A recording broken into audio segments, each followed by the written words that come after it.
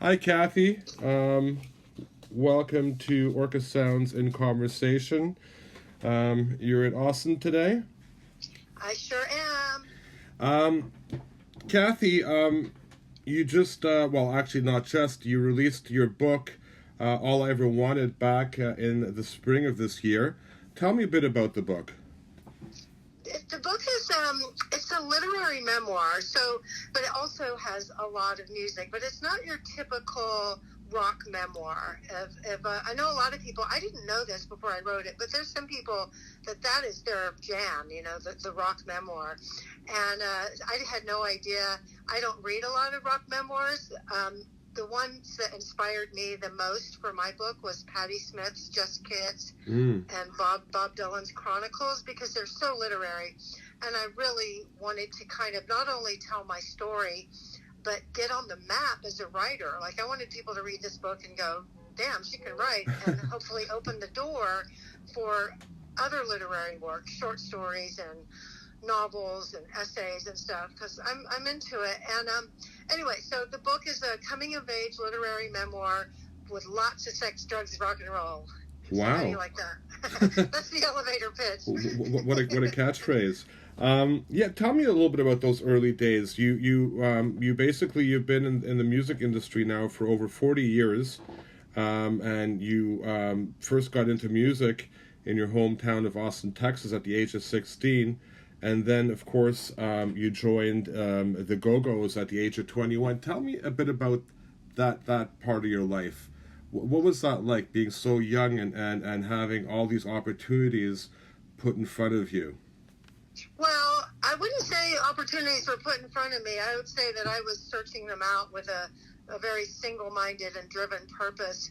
And there was something about when I was a young teenager, and I do spend some time in the book giving background as an adolescent and a young teen, which was quite, painful in many ways. And I was raised in a very unconventional manner by a single mom who was kind of doing the best she could.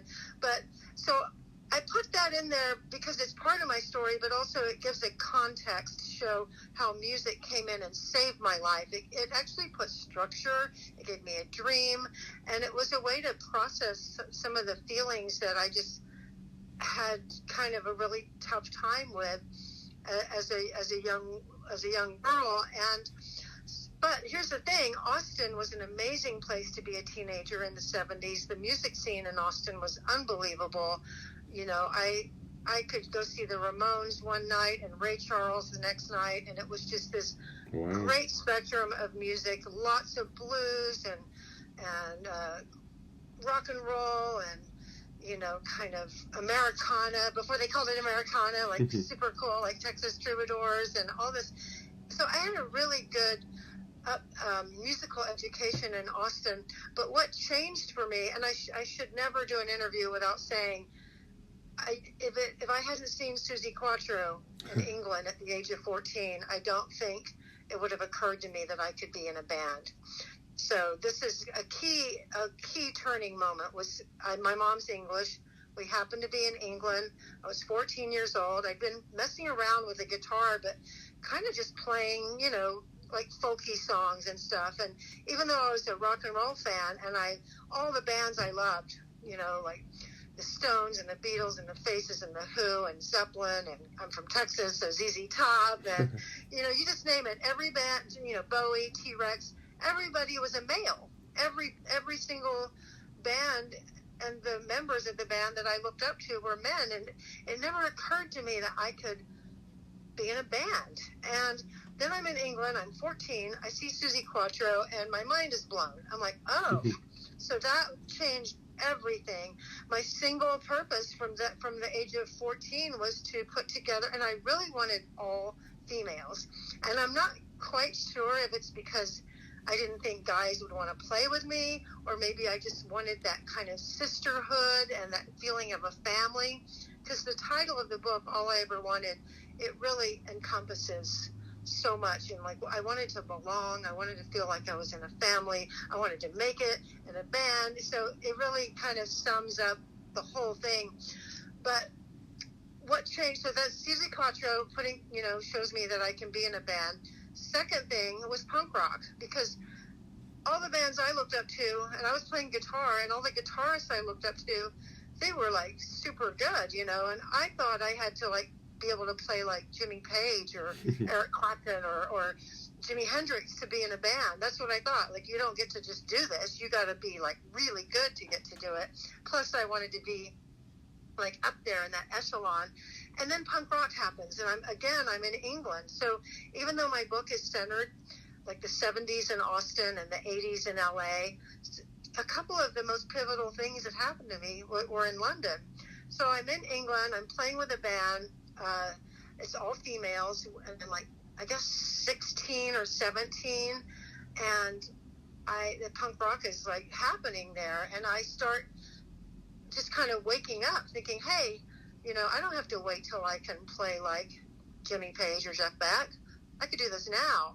I mean, I was doing it now, but I could like make it. Like, these bands were, the Ramones and the Pistols, they were like making records and, doing concerts and stuff. So I came back to Austin from then and decided to start the first punk rock band in Austin, Texas, and did that, and then thought, well, I need to go to LA to make it. LA or New York, and I picked LA because it wasn't as cold, and that was when my fate kind of met me, because I'm in LA. I started a cool band called the Textones. We don't get as far as I want to go. I quit the band. I'm kind of like floundering a little bit, like, what do I do now? I haven't, all I've done is I quit school.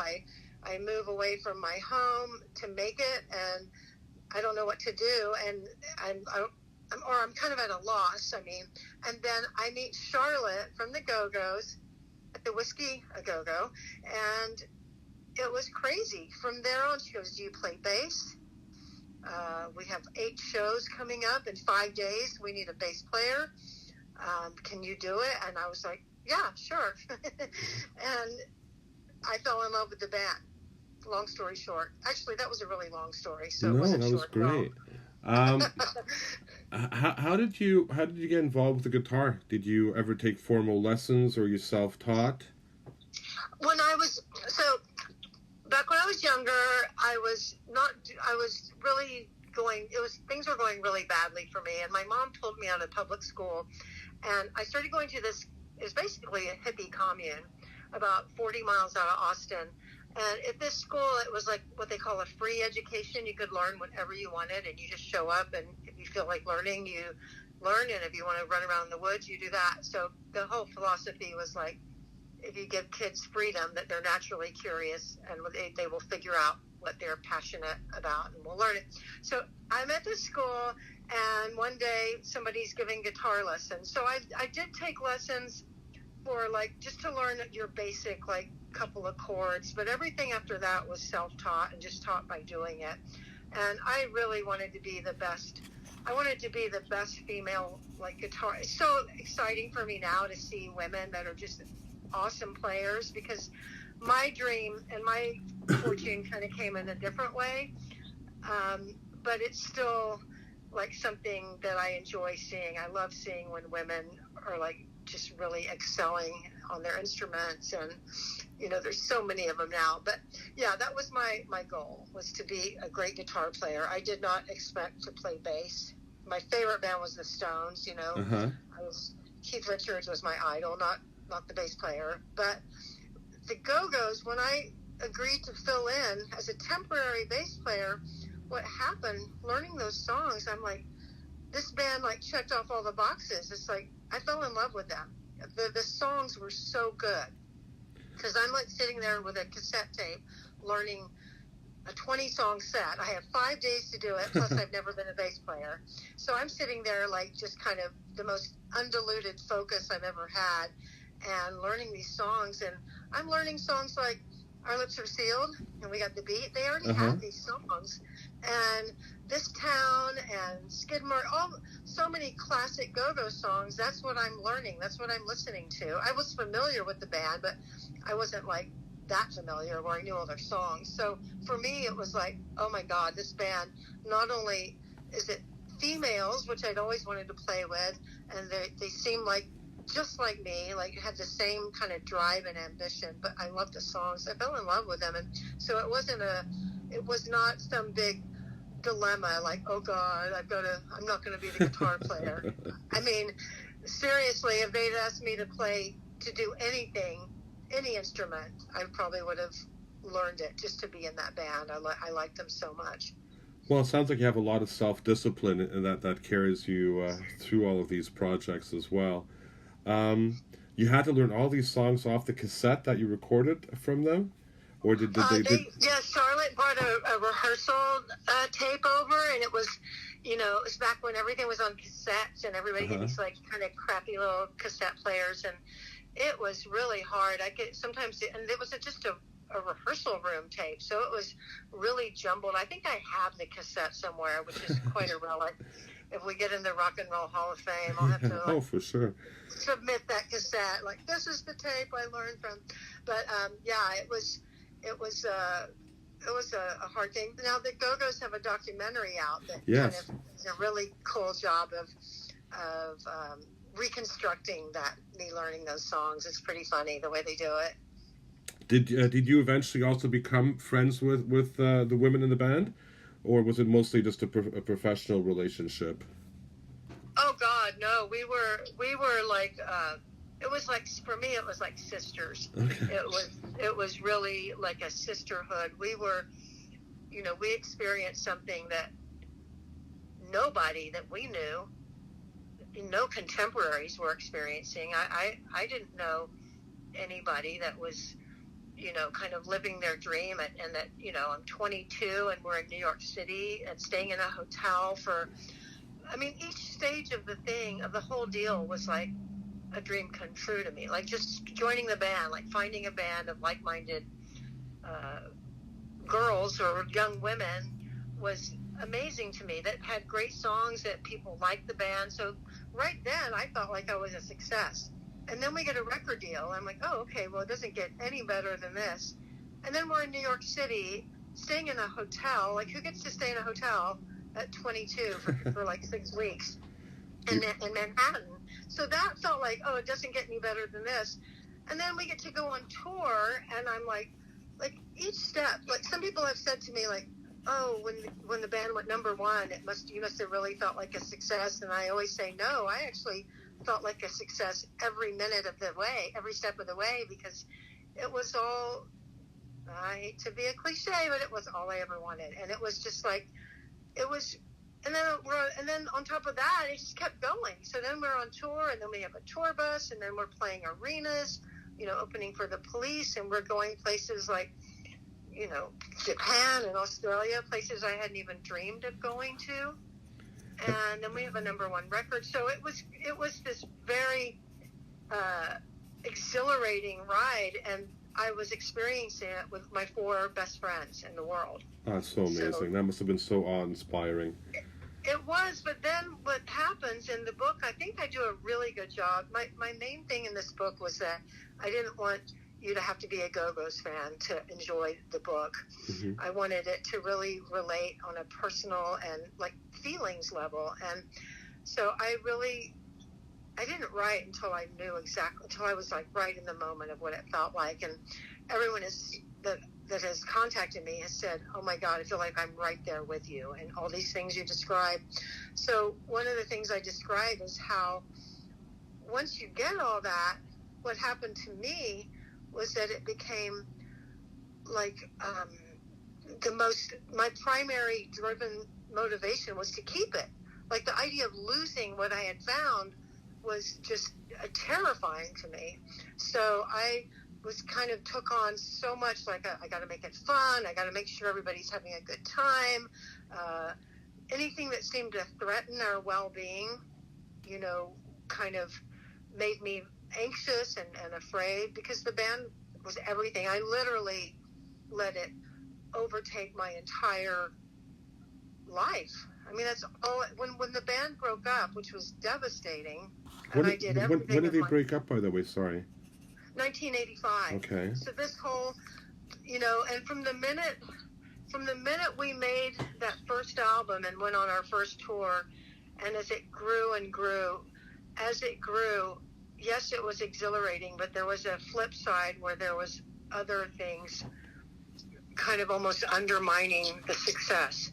And by the third album, we had a key member, Jane, walked out and quit the band. And, I was so desperate to keep the band going that I just was like, okay, we need to change it up, and it'll be a new chapter, and, we can go on, and maybe this will be a good fresh air, blah, blah, blah. I was just like, whatever I needed to think. I couldn't face that it was falling apart, So when it does fall apart, I am lost. I am completely lost. And this is a key part of my book, is like, because I think that everyone can relate to, at some point, whether it's a job or a career or a relationship.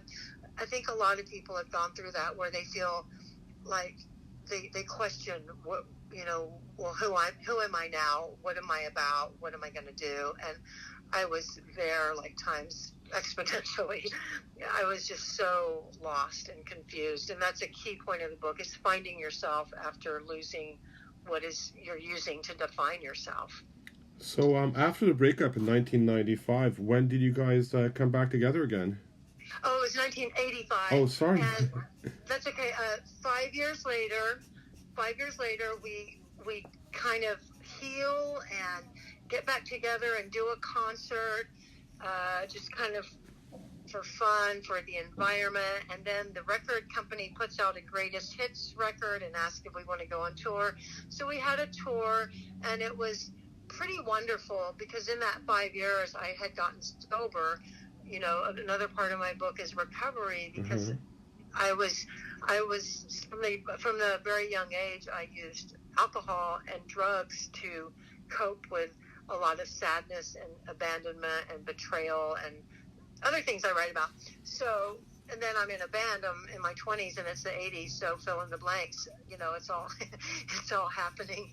And part of my pulling myself together after losing it was getting sober. So that's when my book ends. I stopped the book in 1990 after getting sober, and the band gets back together. There's a lot more to the story, not only of the Go-Go's, but of my life, another entire compelling story. But I wasn't writing an autobiography, like, oh, I was born in blah, blah, blah, and then this happened. It was a memoir, is a slice of life.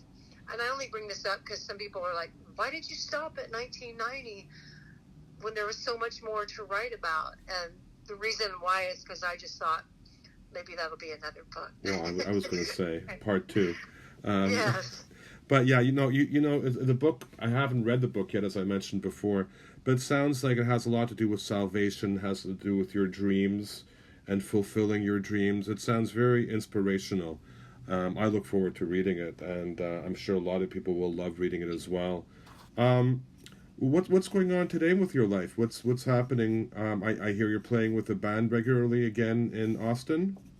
Well, I've always had a band, like, except for that first initial thing where it was all the Go-Go's. When we started being a band, sometimes again, it was never like full on. And I also knew that I never wanted to let the Go-Go's define or be everything my life was about. So pretty much from 1985, after the band broke up until the present, with the exception of pandemic, I've always been in a band. Now, none of them, they've all been great bands. I mean, I know what a good band feels like. I've been in a great band. They were all great bands, great players, but none of them has had the success of the Go-Go's, which is okay with me, because playing music fulfills something that success doesn't have to be a part of. Like, for me, music and playing is just, it's who I am. I consider myself a working musician. So I do have a band in Austin. It's all females. It's called the Blue Bonnets. Great, like, kind of garage, indie, punk, pop, rock band. We just filter it all and have our own sound. But ironically, after writing this book, and I also did a soundtrack to the book, and it was one of the most creative, coolest musical things I'd ever done. And I became very interested in the idea of that intersection of storytelling with songwriting and and prose. And I loved making the soundtrack to the book. So it was completely inspired and correlated with chapters. Not every chapter, but probably about 15 chapters have a soundtrack where I extract the... I'll send you a copy of the soundtrack as well. Oh, it's also on Spotify. It's on Spotify. And it's also in the audiobook. I should send you the audiobook. People tell me they love that. But yeah, they're great when you're driving around and you don't want to just listen to the radio. It's wonderful to listen to a book.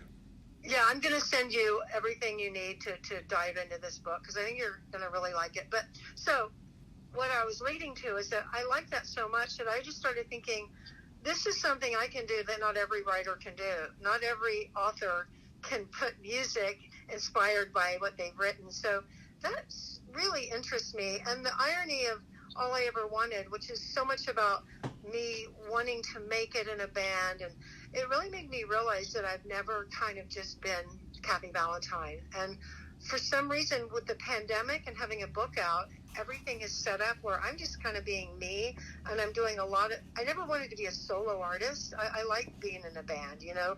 I don't want to be the star or the front person. But with the book and with some speaking I've done and with a little music, it's kind of like in this little package entity where I've started to kind of just be... I hate the idea of being, you know, a commodity as a human being, but I kind of have something to offer in terms of... So I'm getting a lot of engagements virtual, and I've done a couple of safe, you know, socially distanced in-person things where I do reading, take questions, talk about my experience, play songs, and it's been really successful. I've really enjoyed it. So I'm doing a lot of kind of being me, and I've been learning how to do edit videos because who knows when we're going to be out and playing in the clubs and stuff. So there's got to be a way to get your music and yourself out there. So I've been really into making videos. I noticed with my info sheet that there was a whole bunch of concerts that were set up. I don't know if they're still going to be happening. We hope they're going to happen despite the COVID problems that we're facing. But you do have some shows set up for this coming summer, 2021. Yeah, I've got it marked off in my calendar, but it's kind of beyond my control whether it happens. Of course. I don't know what will happen, but I'm not making any other plans. And I also just released a single it was a cover of one of the fans' favorite songs off of the third Go-Go's album called Beneath the Blue Sky. And I decided, since fans like it so much, and yet the band never, ever does it live, I thought, well, I'm just going to make a new version. So I recorded that, and I got my 18-year-old daughter to sing with me on the choruses. Wow. And we did this really kind of... I'll send you the link to that, too. But it's really cool, and I'm working on a video for that. So I've been, ironically, considering I can't tour or play gigs, I've been so busy because I also registered for college. I'm gonna graduate college in May. That's incredible. I'm gonna get my first degree in English, and I might go on into an MFA program just so I can keep writing. You know, Kathy, you sound like an adolescent while I'm talking to you. That's what's coming through the phone line. You sound like you're in your teens, but you're focused and vibrant. It's really wonderful talking with you. Thank you. Well, that's part of my message. I like to really make clear to people that, it doesn't have to stop. I'm turning 62, wow. And I do feel like that. I feel so fired up and excited, and just feels like there's a lot of things waiting to happen still. So yeah, thank you for acknowledging that, because that's how I feel, and that's part of what I want. I want people to go, yeah, why shouldn't I write my own book, or try this or try that, or go back to school, No, it's incredible. I think that's the way we have to see life. We always have to set new goals, and we always have to move forward. And I get that message from you loud and clear. I would like to continue with you. Perhaps once I read your book, I'd like to get in touch with you again and get into a few parts of the book. Is there anything else that you'd like to mention about what's going on with your life, or that we can talk about with our listeners? No, I think we covered it. I mean, as you can tell, I'm kind of just ask me something, and It's like flipping a switch. I'm just like, I love that. That's great. So I can't think of anything, but especially if we're going to talk again, you know, I'm sure other things will come up, and I would love to. I really enjoyed talking to you. Well, likewise, it's been a really a wonderful experience. Let me just say a goodbye to our listeners, and maybe we can continue for a minute or two afterwards. Okay. Say goodbye to everybody. Again, it's been a pleasure talking with you, and listen in on when we're going to be talking with Kathy Valentine the next time. Have a great All right, afternoon. bye, everyone.